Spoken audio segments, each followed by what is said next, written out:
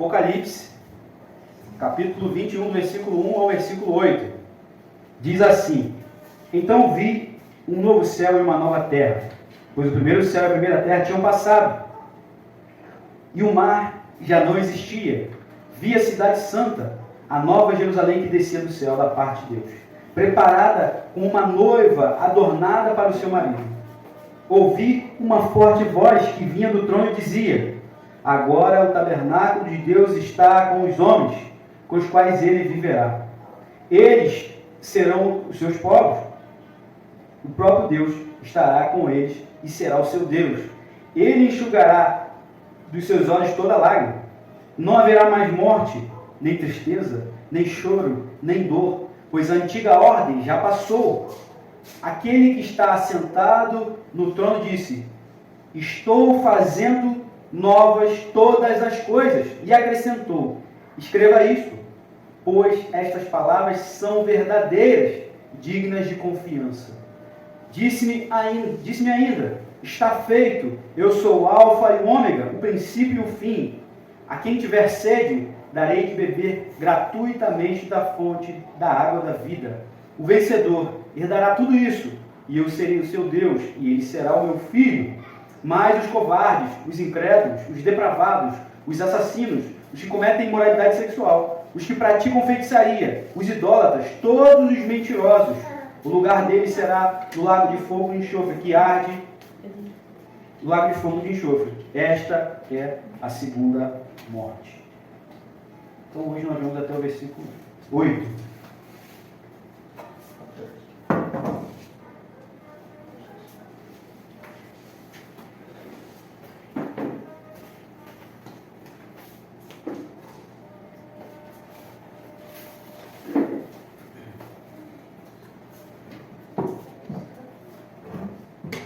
Vamos lá falar sobre esses novos céus e nova terra, né? Que João vê aqui, né? Vamos ser redundantes, vê nessa visão, né? Vê nessa visão aqui. Então vamos ver o que temos para falar sobre isso hoje. Então aqui a gente começa a ver que a história daquela que conhecemos hoje, o tempo que conhecemos hoje, fez o que? Fechou.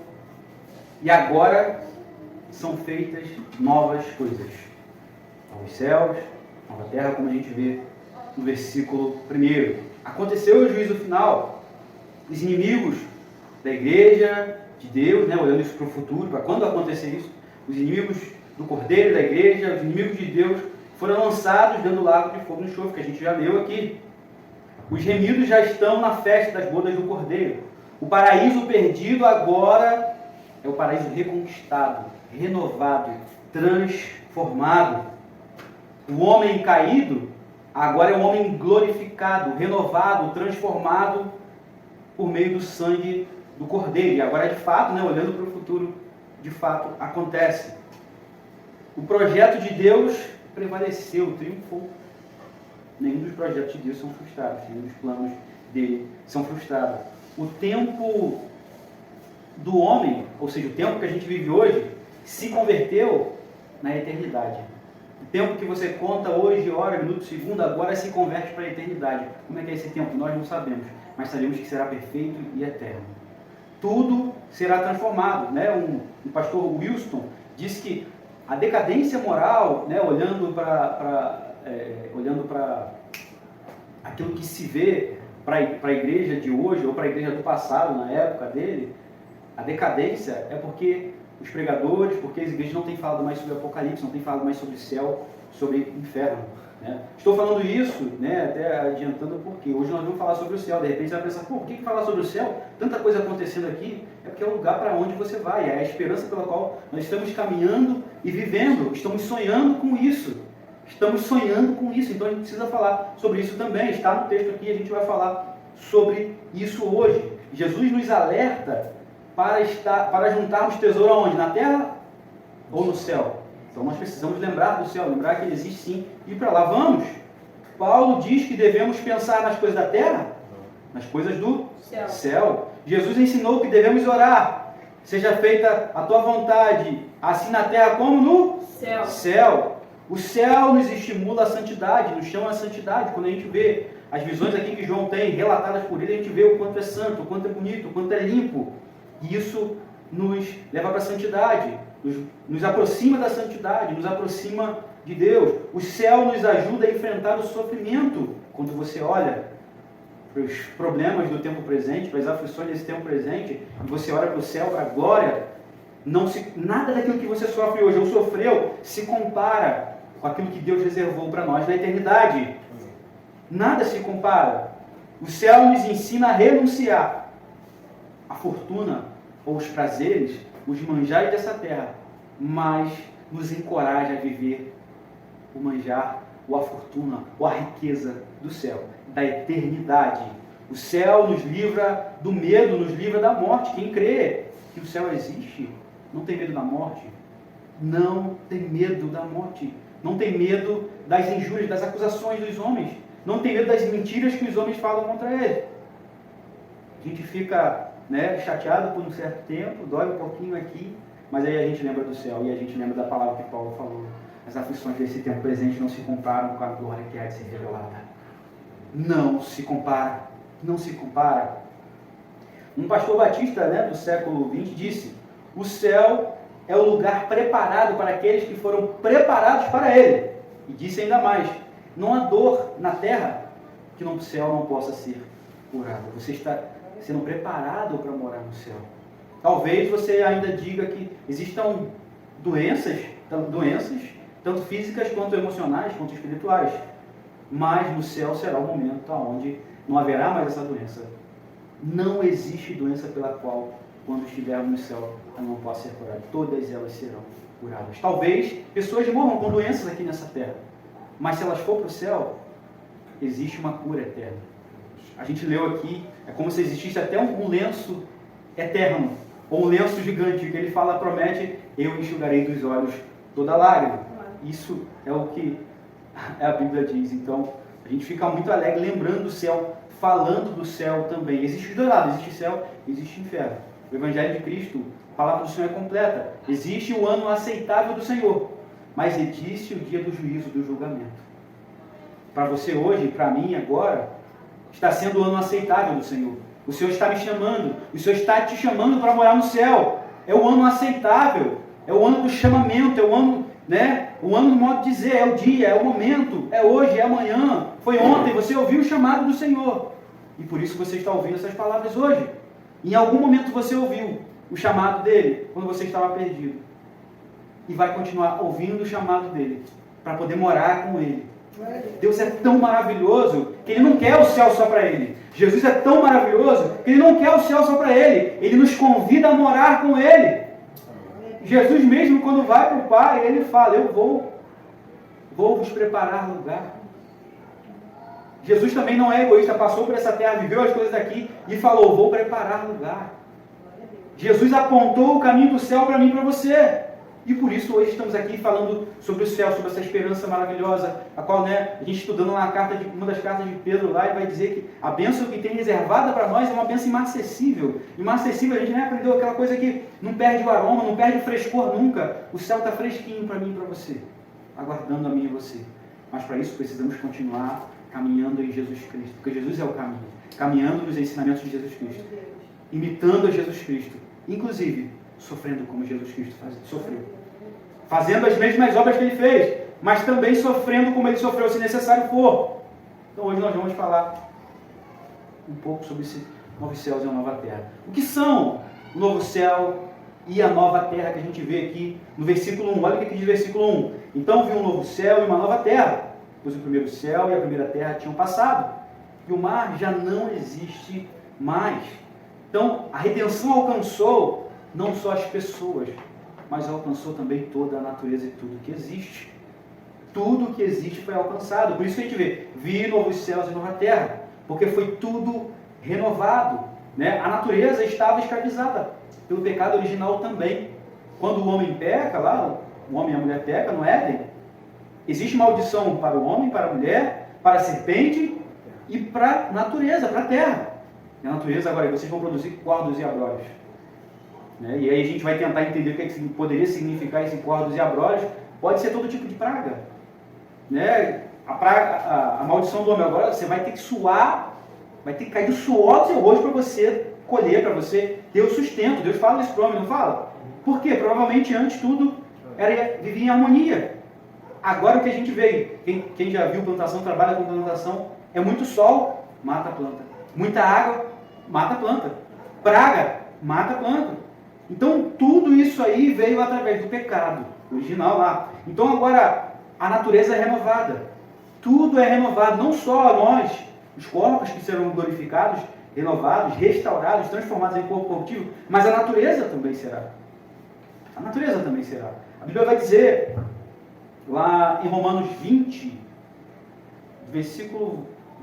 Romanos 8, do versículo 19 em diante, olha o que diz. A natureza criada aguarda com grande expectativa que os filhos de Deus sejam revelados, pois ela foi submetida à futilidade, não pela sua própria escolha. Olha só, a natureza não foi submetida ao que aconteceu com ela, a sua própria escolha, mas por causa da vontade daquele que a sujeitou, na esperança de que a própria natureza criada seja libertada da escravidão, da decadência em que se encontra para a gloriosa liberdade dos filhos de Deus.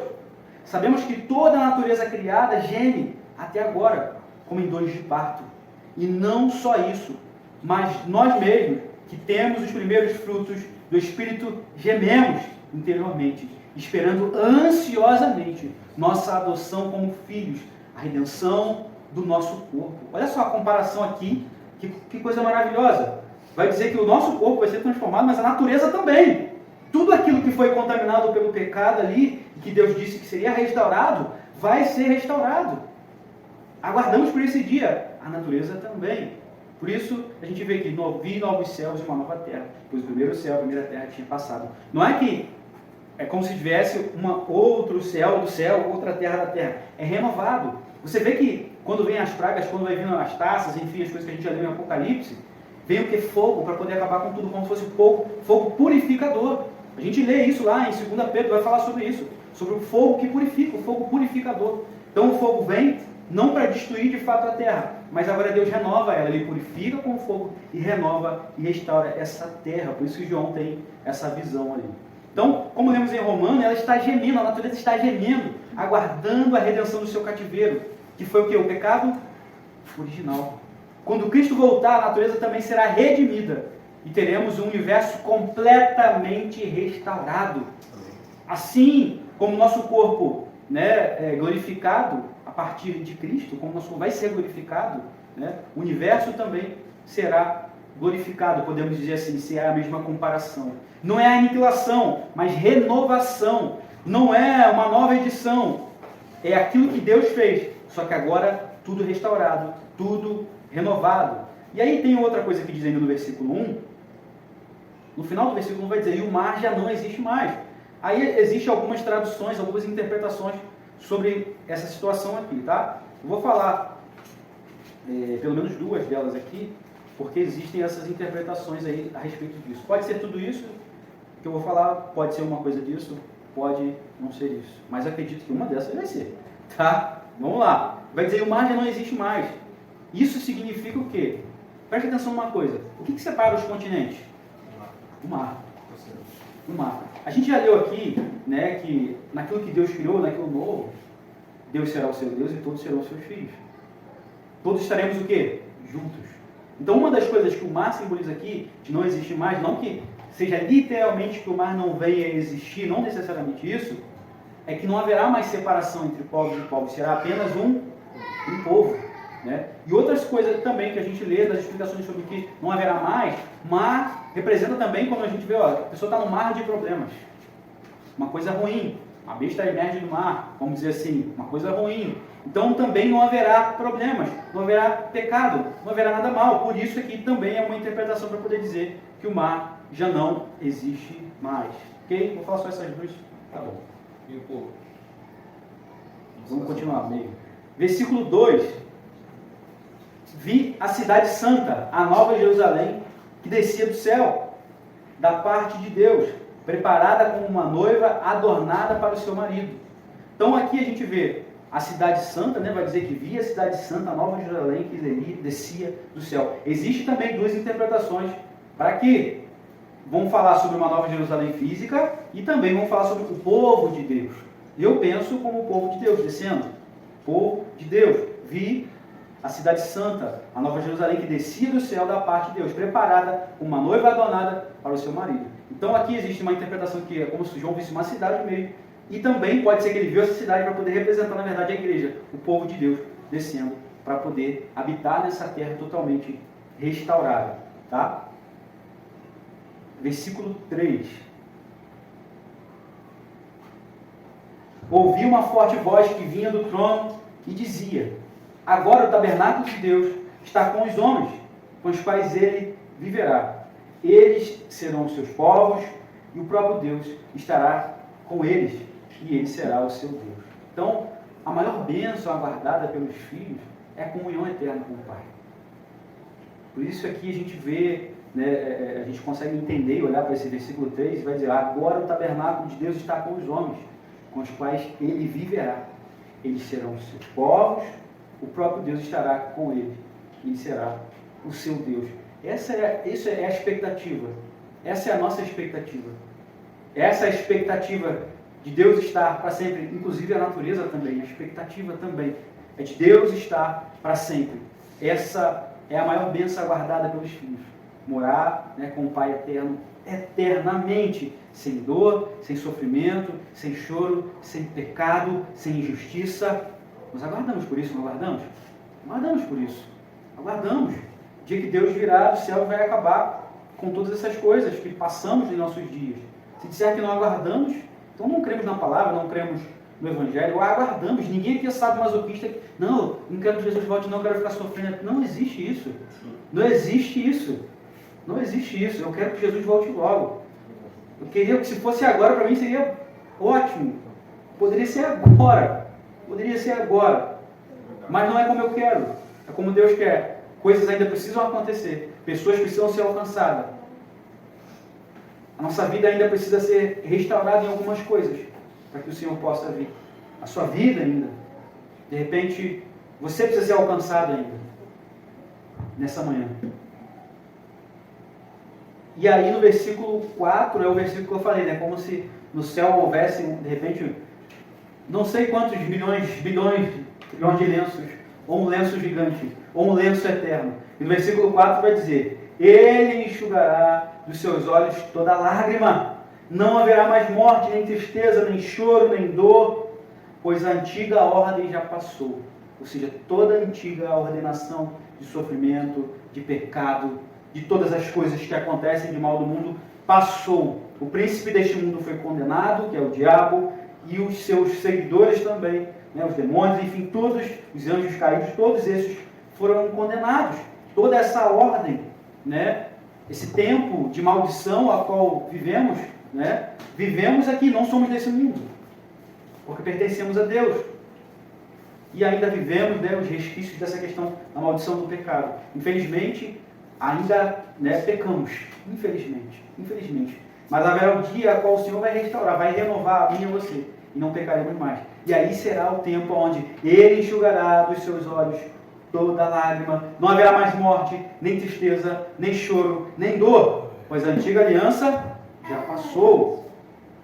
Então, enxugar dos olhos toda lágrima significa que também não vai haver mais luto, não vai haver mais dor, não vai haver mais tristeza, não haverá mais fim, né, de relacionamentos, não haverá nada daquilo que Deus não agrada. Não haverá nada daquilo que o pecado é que proporciona, que o pecado é que produz. Pois toda a maldição causada pelo pecado original já não existe mais. Não existe mais. Porque estamos falando em algo novo. Tudo novo. Novos céus, nova terra. E eu e você também transformados. Transformados. A única coisa que não mudou foi o Deus, porque Ele continua mesmo eternamente. Você vê que, olhando para Deus, no início da história, a gente vai ler aqui que é o alfa e o ômega. No início da história, ele está lá construindo, criando. No final da história, ele está lá renovando. Fazendo nova todas as coisas. E tudo para a glória do nome dele. E o nome dele é glorificado, o nome dele é exaltado. Por tudo aquilo que ele faz, por tudo aquilo que ele fez, por tudo aquilo que ele vai fazer ainda. Versículo 5. Aquele que estava sentado no trono, disse: estou fazendo novas todas as coisas. E acrescentou: escreva isto, pois estas palavras são verdadeiras. dignas de confiança. A gente percebe aqui que dessa vez o próprio Deus estava sentado sobre o trono e falou. As suas palavras descrevem a realidade do que está acontecendo. Eis que faço nova todas as coisas. É o Deus Criador que está falando. A Bíblia começa com a majestade da história, como eu já falei, até me adiantei. A majestade da criação. E agora se encerra olhando com a majestade da renovação. Amém. De Deus mostrando que Ele não perdeu o controle da história no momento. E assim como Ele fez todas as coisas, agora Ele renova todas as coisas que Ele fez. Renovou a natureza, renovou o homem, tudo Deus fez. E Ele renova todas as coisas. Deus disse a João que escrevesse isto para que os crentes de todas as gerações, inclusive eu e você e aqueles que virão depois de nós, pudéssemos esperar esse futuro glorioso, para que pudéssemos ser incentivados a continuar almejando o céu, não almejar as trevas, não almejar as coisas dessa terra, não colocar o nosso coração nas coisas dessa terra, mas colocar o nosso coração, o nosso pensamento no céu. Por isso aqui a gente vê essa revelação de Deus ainda afirmando. Escreve isso, João, pois essas coisas são verdadeiras, dignas de confiança. Deus é digno de confiança, a sua palavra é digna de confiança. Os homens erram, os homens falham, mas Deus não erra, Deus não falha. Pode ser que talvez você fale, mas eu queria aquilo, eu queria que Deus tivesse feito isso e Deus não fez, mas era o que você queria. Era o que Deus queria? Você parou para pensar se era o que Deus queria? Se era o que Deus tinha determinado para acontecer? Se era o que Deus tinha planejado para acontecer? Preste atenção numa coisa, não adianta você e eu decretar, tentar dar ordem em Deus. Deus é um ser autossuficiente, ser incriado, acima de tudo, acima de todos. Quem somos nós para dar ordem nele? Ponto do profeta falar, né? Pode o vaso dar ordem para o oleiro? Pode o barro dar ordem para o oleiro? Eu quero ser feito um vaso desse. Não pode. É Deus que faz o barro, o vaso da maneira que Ele quer. Estamos nas mãos dEle. Nas mãos dEle. Nas mãos do oleiro. A gente percebe, né? Alex até me mandou o vídeo, né, do pastor Anderson Silva da audiência dele. Eu já tinha visto já. Ele foi processado por uma suposta profetisa, né, uma suposta sacerdotisa, porque ela é a sacerdotisa do Pix, né?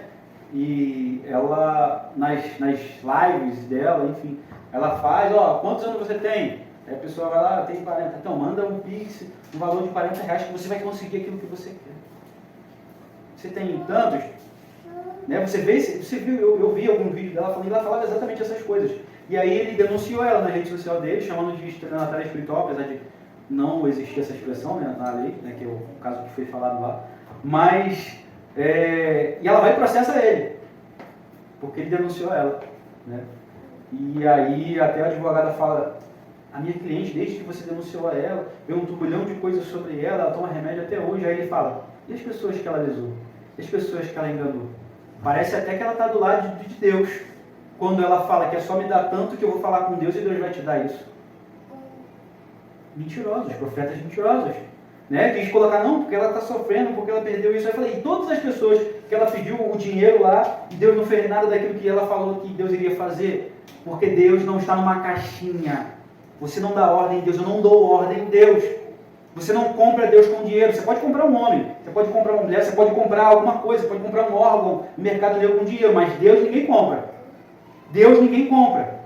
Deus ninguém compra. Deus é responsável para cumprir aquilo que Ele falou.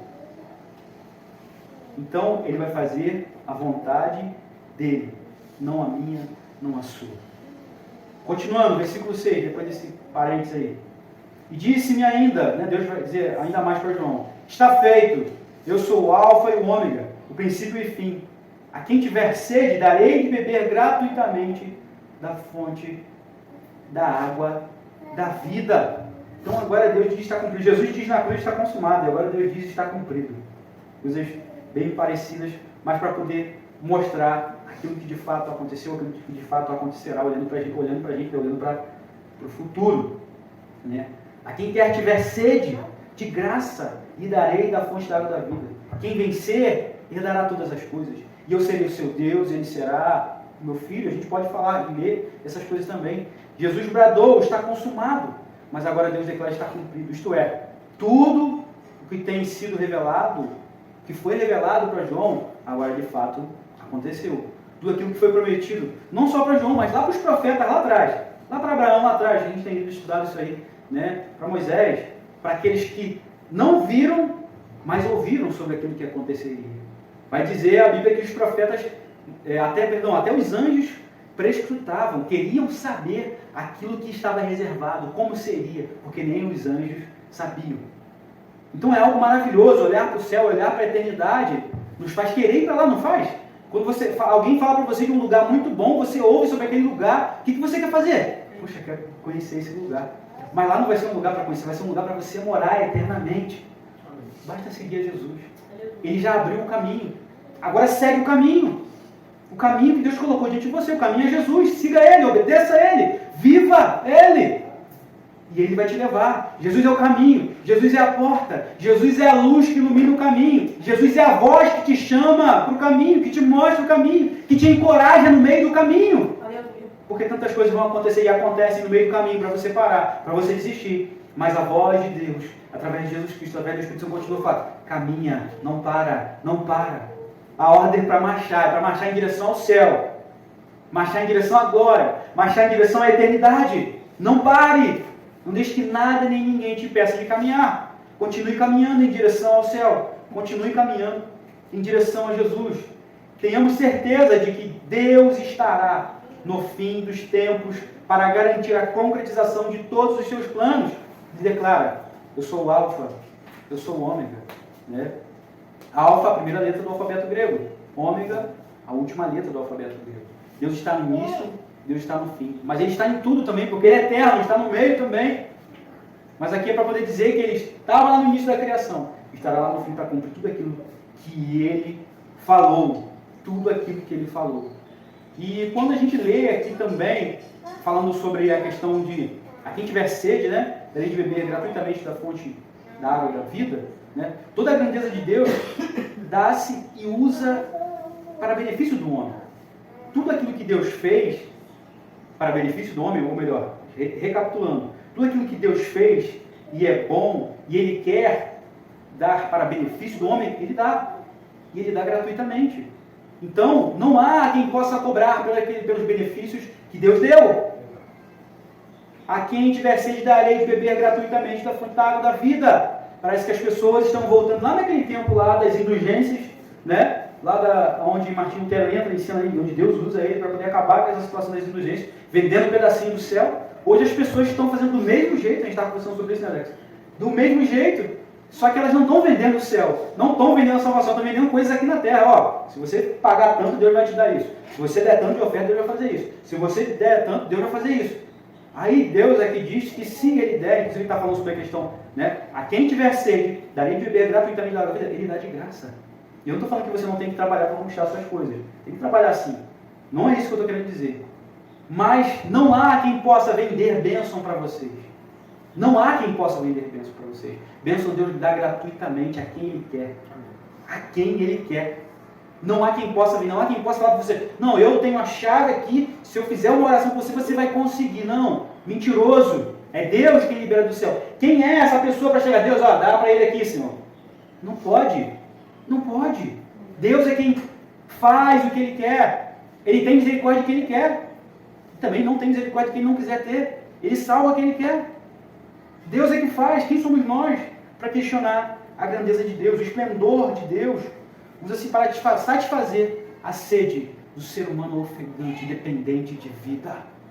A água da vida satisfaz toda e qualquer sede do ser humano que depende de vida. Você vê que a água da vida, quem depende de vida? Eu dependo de vida, eu dependo de Jesus, eu dependo de Deus. E Deus me dá isso gratuitamente, Deus te dá isso gratuitamente. Todos os dias, Ele dá essa água da vida gratuitamente, renovando as nossas forças. E a água viva é Jesus, Ele é a água, Ele é tudo. Ele é tudo aquilo que você precisa. Versículo 7. O vencedor herdará tudo isso, e eu serei o seu Deus, e ele será o meu filho. E mais uma vez, olhando para a eternidade, olhando para o fim das coisas, né? Versículo 7 aqui, não só o 7, mas o 8 também, que eu não vou ler agora, mas são destinados aos leitores que precisam fazer uma escolha sobre o que farão da sua vida. E de repente você tem que fazer a sua escolha hoje. De repente você já está aqui na igreja há tanto tempo, ou de repente você está há pouco tempo. E hoje Deus afirma e fala para você que somente o vencedor herdará tudo isso, e eu serei o seu Deus, ele será o seu filho. E hoje Deus está te chamando a essa responsabilidade. A de fato ver, eu já fiz essa escolha mesmo, ou não fiz ainda? Eu preciso fazer essa escolha, de estar do lado do vencedor, de ser mais do que vencedor, de estar com Jesus, e Jesus em nós, com o Espírito Santo morando em nós. E aí sim ele vai dizer, você é mais do que vencedor. Você é mais do que vencedor. Não porque você venceu nada, mas porque Jesus venceu na cruz do Calvário. E por isso somos mais do que vencedores. Por isso somos mais do que vencedores. Todos os mortos em Cristo Jesus ressuscitarão para a glória. Todos os mortos em Cristo Jesus ressuscitarão para a condenação. Você não vence, meu irmão, por aquilo que você faz. Você não vai para o céu por aquilo que você faz, mas por aquilo que Jesus fez. Você pode ser vencedor nas coisas aqui na terra, de repente ser um atleta, de repente, né, você é alguma coisa, você vai lá e consegue ser vencedor de algum concurso, de alguma coisa. Mas para ir para o céu é só por causa de Jesus. Por causa do sangue de Jesus. Por isso que você é mais do que vencedor. Não é porque você vence qualquer coisa aqui, não. É porque Deus enviou Jesus para vencer por você as coisas que você não podia vencer. Né? Quando ali a representação de Davi e Golias, que é uma representação que todos nós conhecemos ali, olhando para a história da redenção, olhando, identificando quem é Jesus, quem somos nós ali, Davi e Golias. Davi ali representa Jesus, não representa eu e você. O Golias é o maior gigante que eu e você não podia enfrentar, condenação eterna, o pagamento do preço. E quem somos nós ali? Os soldados, o povo com medo, porque não pode enfrentar esse gigante. História da redenção, lá em Davi e Golias lá. História da redenção, simples. A gente encontra Jesus em toda a Bíblia. Encontramos ali. Infelizmente as pessoas vão pregar, não, você é Davi, você é isso, você é aquilo. Claro que a gente pode pegar os exemplos dele, daquilo que ele fez correto para seguir. Mas na história da redenção, Davi não é eu e você, Davi representa Jesus. Eu e você somos o povo com medo porque não podia enfrentar o gigante. Os soldados com medo porque não podia enfrentar o gigante. E Jesus se invade em nossa frente e vence pela gente. E porque Jesus venceu, nós somos vencedores. Olhando para a história de Davi, porque Davi venceu ali, o rei Saul foi vencedor. O povo ali, os soldados foram vencedores. Porque quem venceu? Davi venceu. Olhando para a nossa história, Jesus foi na nossa frente e venceu. Por isso nós somos vencedores. Se ele não fosse, continuaríamos aniquilados de medo, mortos.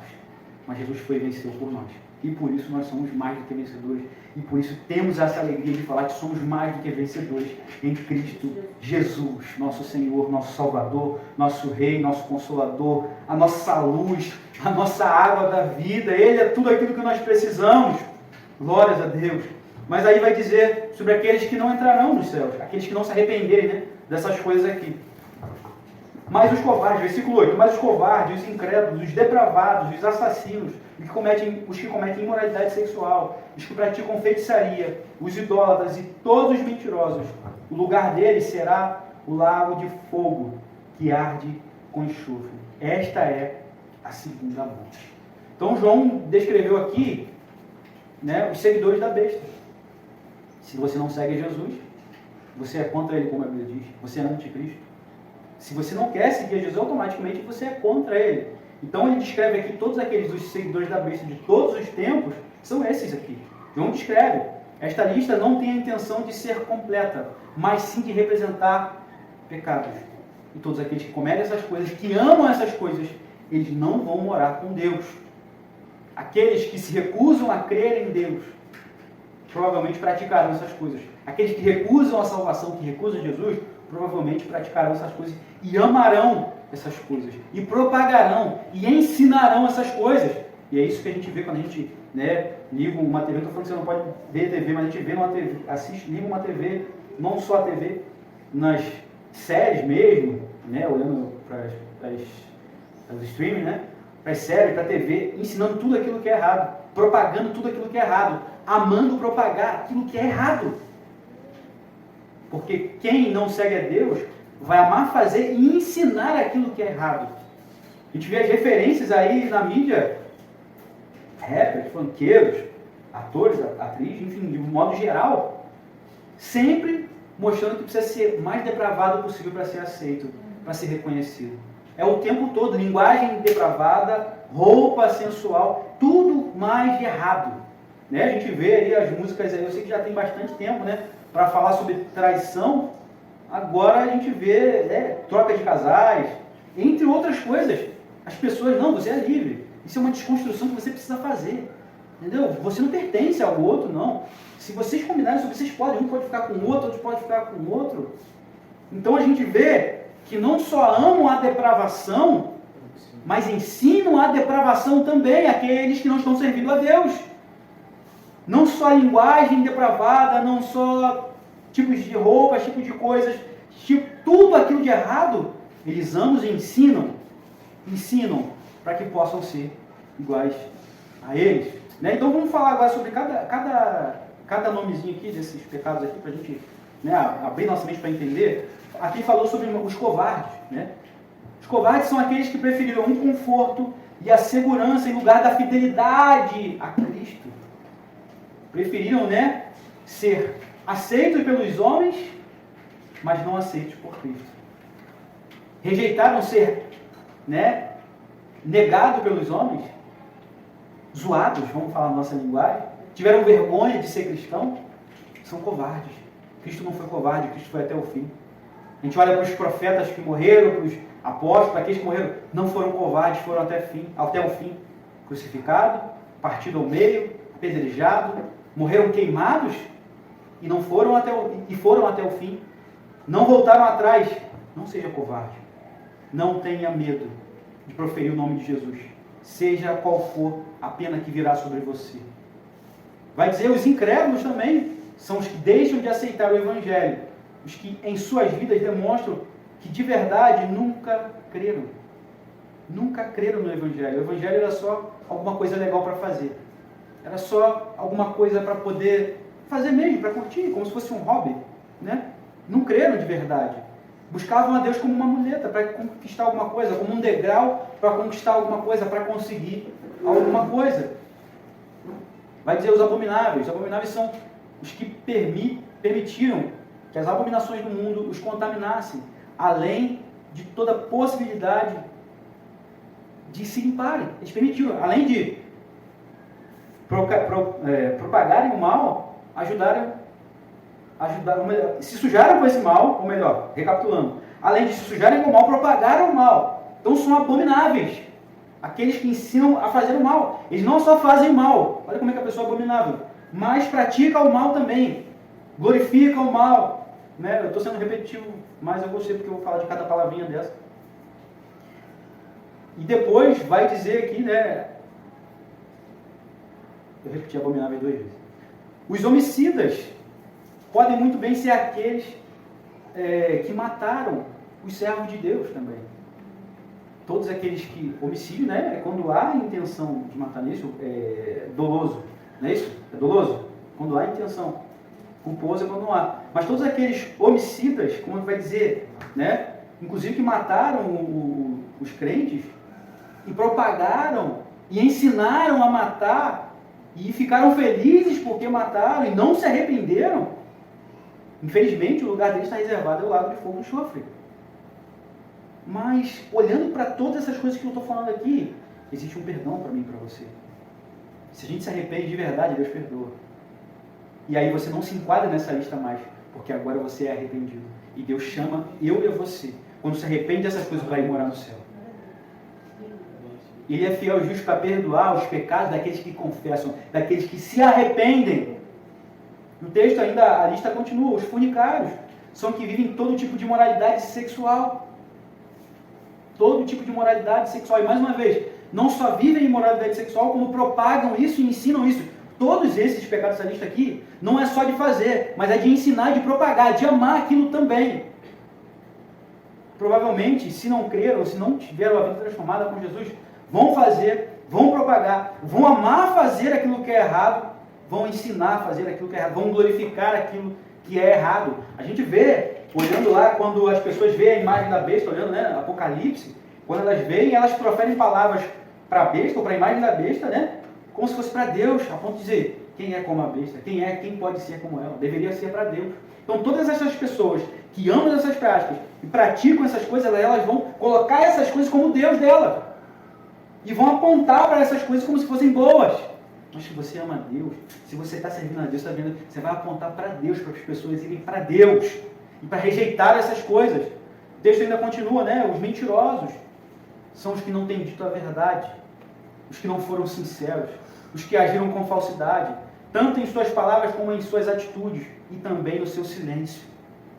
A deslealdade, a imoralidade, a superstição, a adoração aos falsos deuses. Estas são as coisas que merecem a condenação da parte do nosso Deus. Mas meu irmão, minha irmã, talvez você e eu olhando para essa lista de coisas aqui, a gente, caramba, já cometi tudo isso aqui, ou algumas delas. Existe perdão para mim e para você. Existe um Deus amoroso no céu que está chamando a mim e você a se arrepender dos nossos pecados, das nossas falhas. Não vou dizer que você, né, igual as pessoas falam, você vem para Jesus e parou de errar hoje. Não. É um processo. Volta e meia voltamos a errar nas mesmas coisas. E aí a gente olha para a gente e vê como miseráveis somos. Olhamos, eu não posso me salvar sozinho. Como já voltei à mesma prática de antes.